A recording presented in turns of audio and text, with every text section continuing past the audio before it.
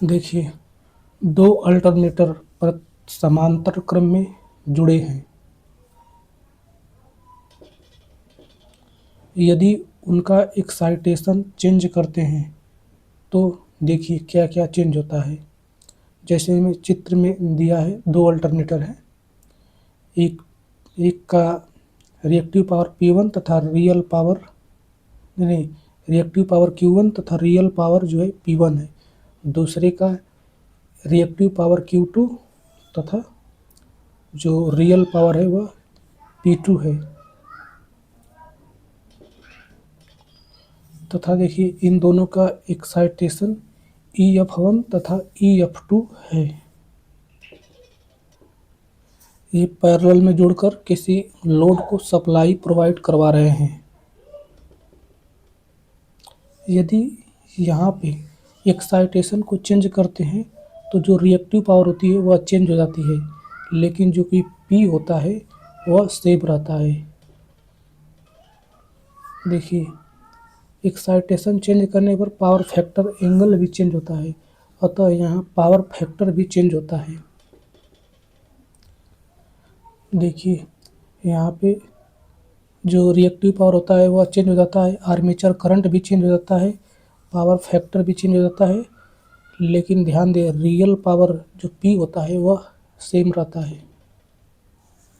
मतलब कि यदि एक अल्टरनेटर जो दूसरे अल्टरनेटर के साथ समांतर में संचालित है, उसके एक्साइटेशन में परिवर्तन करने से देखिए इसके केवी आउटपुट और शक्ति गुणक को प्रभावित करता है, परंतु किलोवाट आउटपुट को प्रभावित नहीं करता है। देखिए यहाँ पे एक्साइटेशन चेंज करने पर एपारेंट पावर भी चेंज हो जाएगी, क्योंकि एपारेंट पावर यस बराबर होता है करंट में P square plus Q square, real power का स्क्वायर प्लस रिएक्टिव पावर का स्क्वायर। अतः जो एपारेंट पावर है वह रिएक्टिव पावर पर निर्भर करती है, अतः यह भी चेंज हो जाएगी। क्वेश्चन दिया है एक 3 phase transformer has 600 primary turn and 200 secondary turn. If the supply voltage is 1000 volt, find the secondary line voltage on no load when the windings are connected in star delta। जब कोई transformer star delta में connected होता है तो ध्यान रखें कि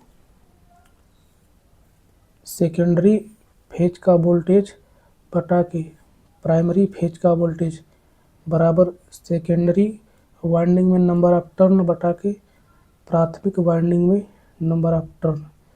देखिए यह फेज में बराबर होता है, परंतु ध्यान दें लाइन वोल्टेज में ऐसा कभी नहीं होता है। जैसे कि सेकेंडरी का लाइन वोल्टेज बटे के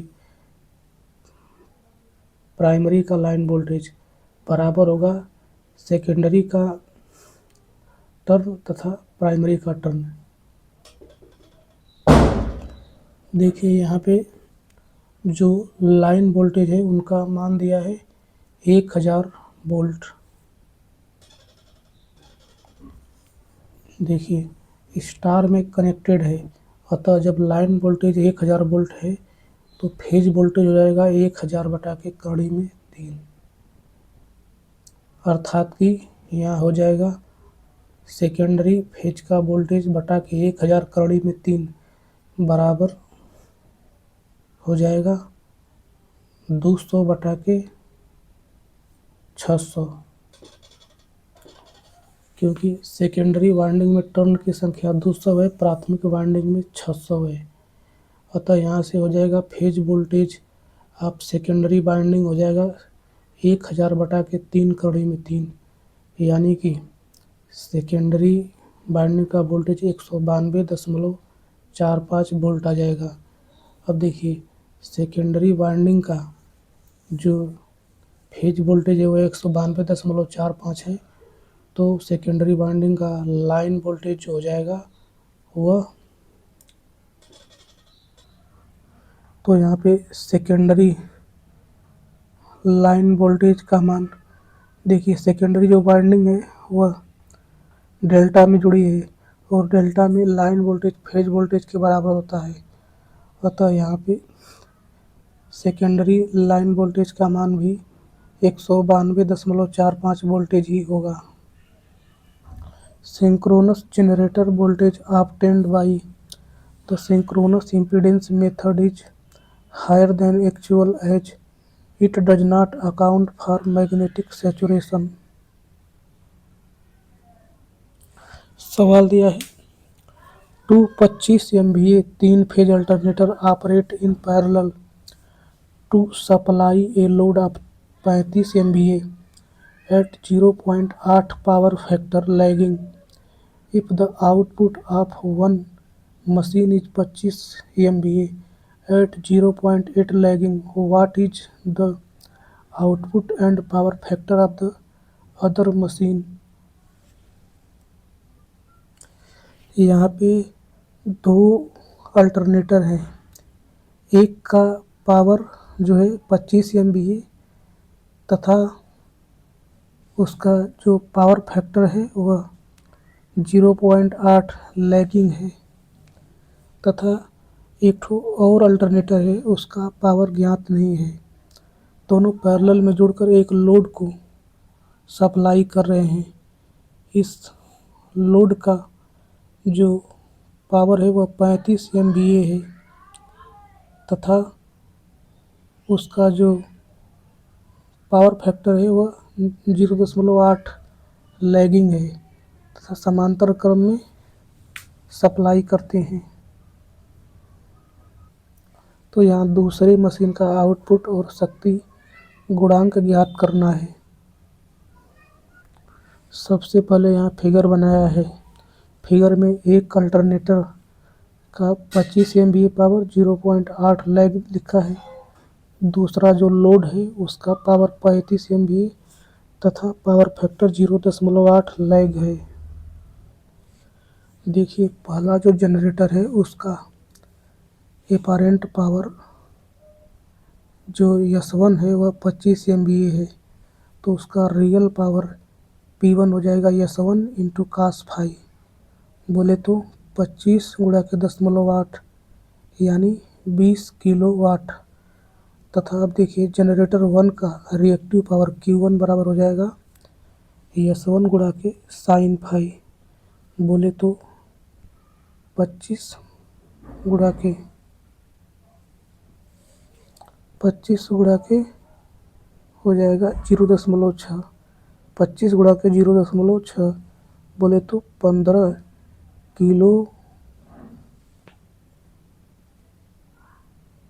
kilowatt reactive KVR।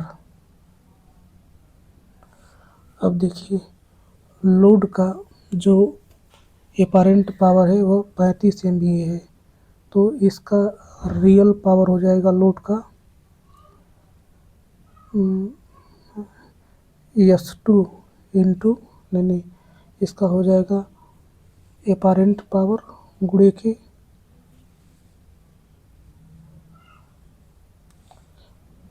cos phi, यहाँ पे cos फाई 0.8 है तो हो जाएगा 28 गुणे के 10.8 यानी 35 गुणे के 10.8 यानी 28 किलो वोल्ट आ जाएगा, किलो वोल्ट एम्पियर आ जाएगा। अब देखिए अब रिएक्टिव पावर निकालेंगे लोड का तो हो जाएगा 35 गुणा के 10.6 यानी कि हो जाएगा 21 किलो वोल्ट एम्पियर रिएक्टिव। चूँकि देखिए cos फाई का मान 0.8 है तो साइन फाई का मान यहाँ से निकाल देंगे, जो आधार है उसको 8 लेकर और कोण 10 लेकर निकालेंगे तो जो लंब आ जाएगा वह 6 आ जाएगा, मतलब कि साइन फाई का मान 10.6 आ जाएगा। अब देखिए दोनों जनरेटर एक ही लोड को उत्पन्न कर रहे हैं, जैसे सप्लाई दे रहे हैं, मतलब कि S1 प्लस S2 बराबर जो होगा लोड का एपारेंट पावर, मतलब कि यहाँ पर हो जाएगा जनरेटर 1 का real power P1 plus generator 2 का रियल पावर P2 बराबर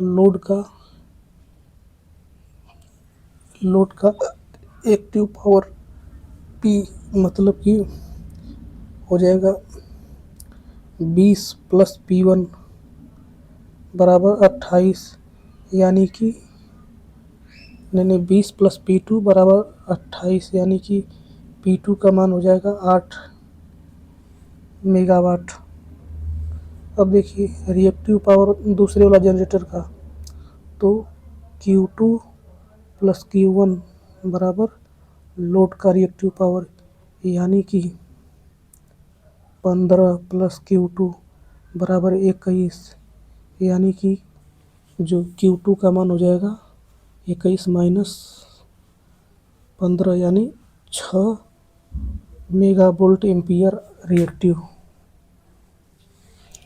अब देखिए यहाँ दूसरे जनरेटर का जो एक्टिव पावर है वो आ गया 8 मेगावाट, तथा रिएक्टिव पावर जो आ गया वह 10 मेगावाट रिएक्टिव।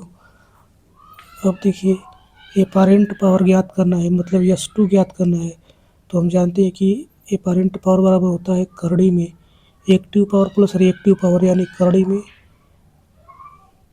जो होगा 8 का स्क्वायर प्लस 6 का स्क्वायर, यानी हो जाएगा 10 mega volt ampere apparent power.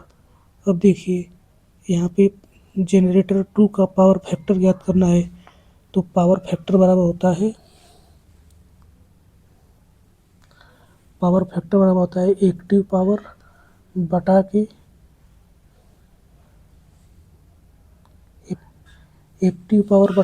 एपारेंट power, मतलब कि एक्टिव पावर यहाँ जो है 8 मेगावाट है, तथा एपारेंट पावर जो है वह 10 मेगावाट है। अतः हो जाएगा cos फाई बराबर 8 बटा के 10, यानी 0.8 लैगिंग हो जाएगा। क्वेश्चन दिया है figure show two alternator with identical speed अथवा load characteristics connected in parallel, the circulating current under no load condition is. तो यहाँ पर नो लोड की अवस्था में सर्कुलेटिंग करंट का मान E1 माइनस E2 बटे के Z1 माइनस Z2 होगा। यहाँ पर देखिए दो अल्टरनेटर हैं जिनको समांतर क्रम में जोड़कर लोड जो कि Z है उसको सप्लाई दी जाती है। देखिए यहाँ पे जो है कि E1 और E2 का मान समान होना चाहिए। यदि E1 और E2 का मान एक समान नहीं होगा तो ये जो E1 E2 द्वारा जो लूप बन रहा है उसमें एक तो सर्कुलेटिंग करंट बहेगी जिसका मान होगा E1 माइनस E2 बटे के Z1 प्लस Z2, और जो मशीन होगी दोनों उनको हीट करेंगी, मतलब पावर को लॉस कराएंगी। इसीलिए किसी लोड को दो पैरेलल जनरेटर से सप्लाई करने के लिए दोनों का वोल्टेज रेटिंग समान होना चाहिए। अगला क्वेश्चन बलाघोड़ तुल्यकाली मोटर से संबंधित है। निम्नलिखित में से कौन सा बलाघोड़ ब्रेक अवे बलाघोड़ की तरह भी जाना जाता है, मतलब किसे ब्रेक अवे टार्क के नाम से भी जाना जाता है। तो स्टार्टिंग टार्क को ब्रेक अवे टार्क के नाम से जाना जाता है। अब देखिए स्टार्टिंग टार्क के अलावा और भी टार्क होते हैं, जैसे एक होता है मैक्सिमम टार्क।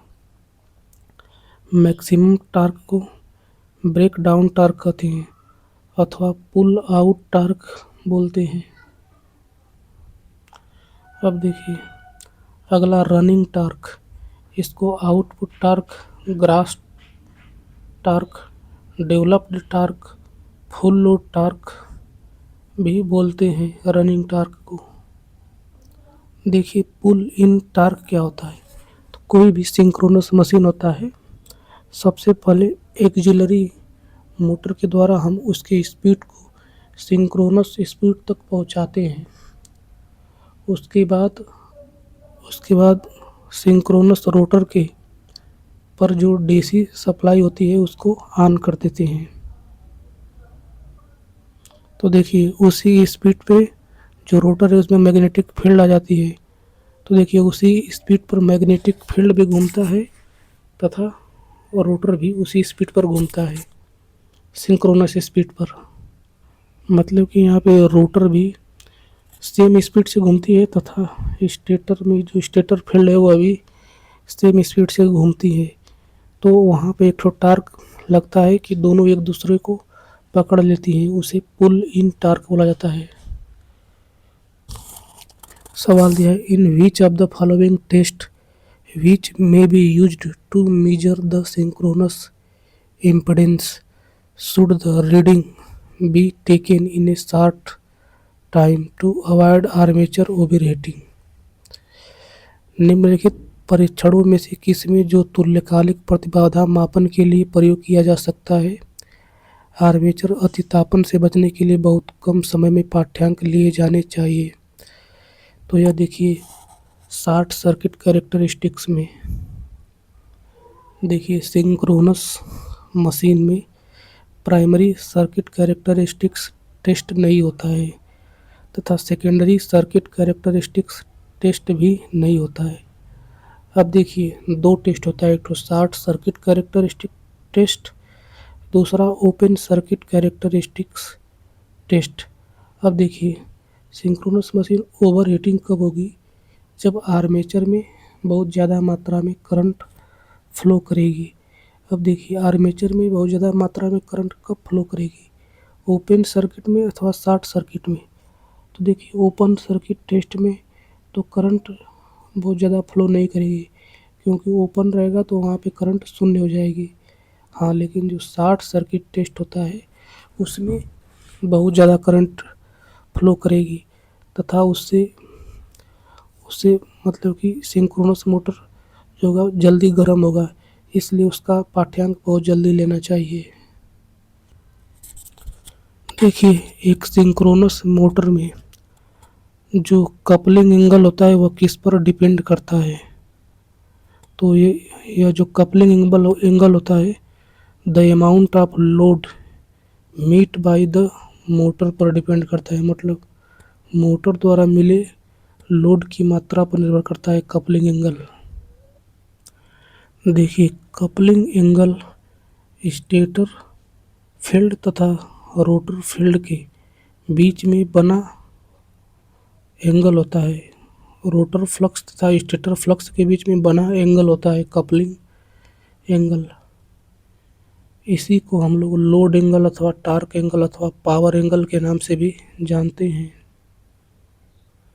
यही पूछा है कि जो कपलिंग एंगल होता है अथवा लोड एंगल होता है वह किस पर डिपेंड करता है? तो यह the amount of load meet by the motor पर डिपेंड करता है। देखिए सिंक्रोनस मशीन में लोड को चेंज होने पर जो है कि स्पीड में कोई चेंजिंग नहीं आता है, पूरा का पूरा परिवर्तन कपलिंग एंगल अथवा डेल्टा पर आ जाता है। देखिए यदि सिंक्रोनस मोटर पर लोड को बढ़ाएंगे तो देखिए निम्नलिखित चीज़ें बढ़ती हैं। निम्नलिखित चीज़ों में परिवर्तन होता है, जैसे the motor continue to run at synchronous speed. मतलब मोटर तो कंटिन्यू सिंक्रोनस स्पीड पर ही रनिंग करता है। दूसरा द टार्क एंगल इंक्रीजेज। मतलब जो टार्क एंगल होता है अथवा कपलिंग एंगल वह बढ़ने लगता है। तीसरा excitation voltage EF remain constant.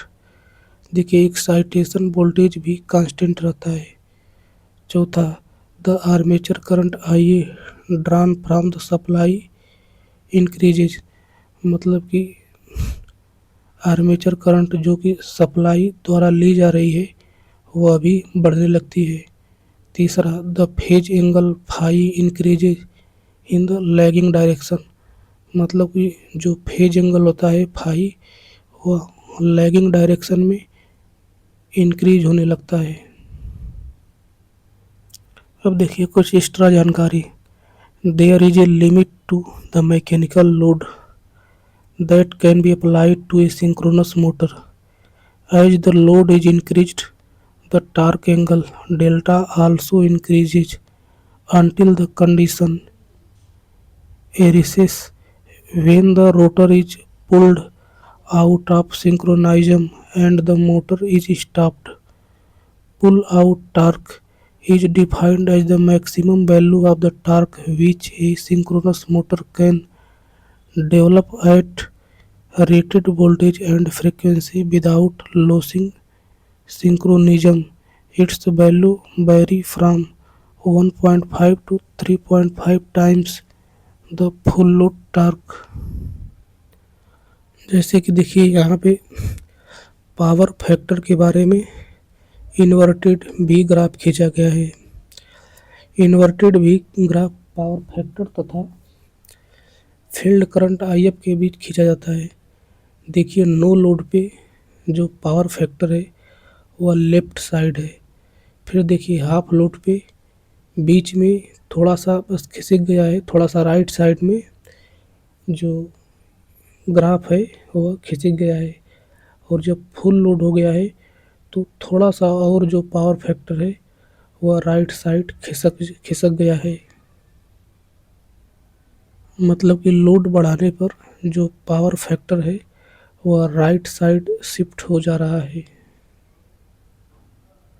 देखिए आर्मेचर करंट को समझने के लिए यहाँ पे भी कर्व खींचा गया है।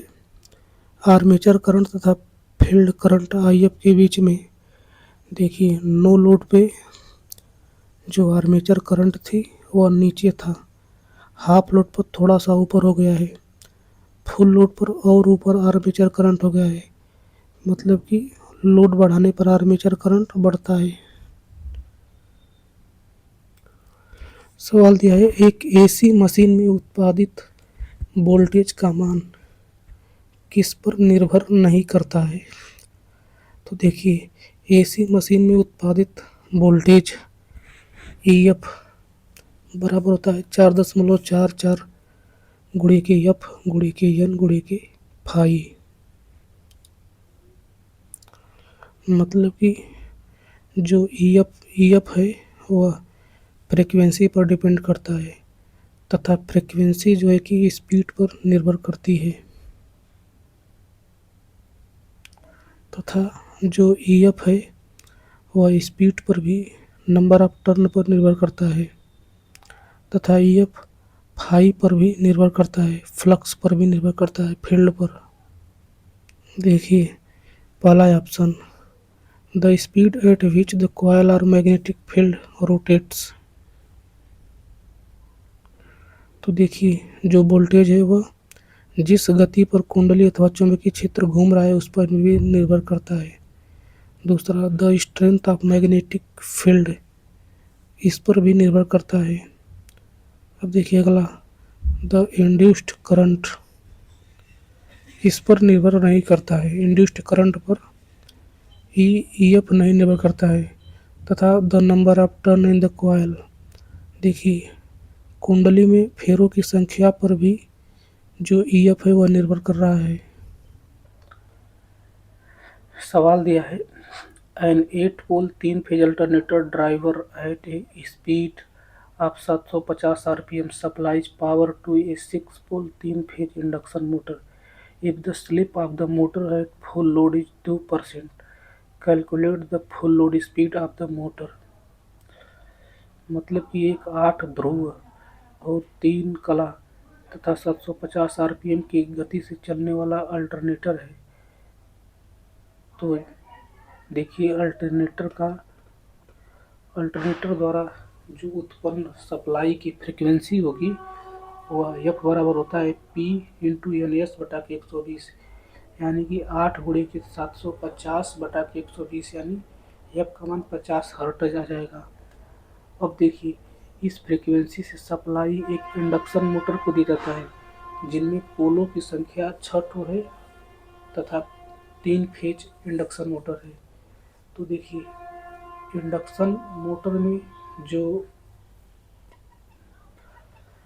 जो रोटेटिंग मैग्नेटिक फील्ड होगा उसका स्पीड एन एस बराबर होता है, हम जानते हैं 120 एफ बटा के पी। तो यहाँ हो जाएगा एन एस बराबर 120 गुणे के 50 हर्ट्ज बटा के छः। यहाँ पर इंडक्शन मोटर का ध्रुव का संख्या है, तो हो जाएगा एन एस का मान हो जाएगा 1000 आरपीएम। तथा यहाँ पे देखिए इंडक्शन मोटर जो है उसकी स्टेटर फील्ड का स्पीड जो होगा वह 1000 आरपीएम हो जाएगा। तो देखिए अब रोटर का स्पीड पूछ रहा है, तो हम जानते हैं एन आर बराबर होता है एन एस कोष्टक में 1 माइनस एस, यानी कि 1000 कोष्टक में 1 माइनस स्लिप।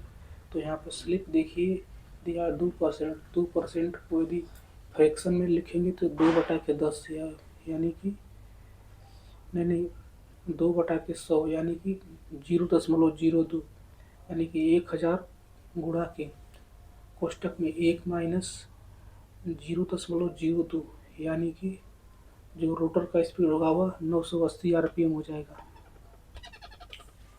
देखिए वोल्टेज रेगुलेशन का फार्मूला होता है यक्स कोष्टक में R2 cos phi plus minus x2 sine phi कोष्टक बंद।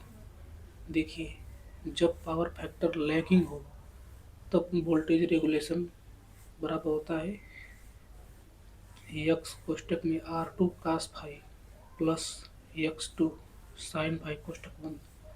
तथा यदि पावर फैक्टर लीडिंग होगा तब अल्टरनेटर का voltage regulation x into R2 cos phi minus x2 sine phi, मतलब कि बीच में माइनस हो जाता है।